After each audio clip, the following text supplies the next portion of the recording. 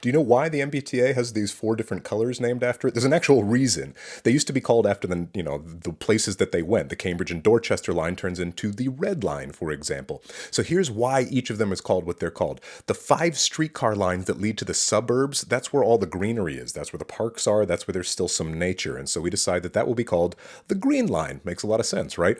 The Blue Line, we eventually build a tunnel that goes underneath the entire Boston Harbor and the Atlantic Ocean. The color of that water is going to turn the blue line blue after that water. The red line should probably be called the Crimson Line because that's the one that takes you all the way to Harvard. And in honor of that, we call that the red line. And then there's the orange line, which is super confusing because it follows Washington Street and what the heck. Well, you have to go all the way back to the 1722 Captain Bonner map to see that if you come down the Long Wharf, you will eventually turn onto Cornhill Street, which turns into Marlborough Street, which eventually tails off into Orange Street. When William of Orange, the King of England, gives us our second charter in 1691, we decide to name Orange Street, the entrance and exit of Boston on the little tiny Boston Neck, after him. That is going to be called Washington Street because we don't want a king's name on it, but we can't call it the Washington Line. That's not a color. And so we go back to the original name of the street, Orange Street, and we name the Orange Line after him.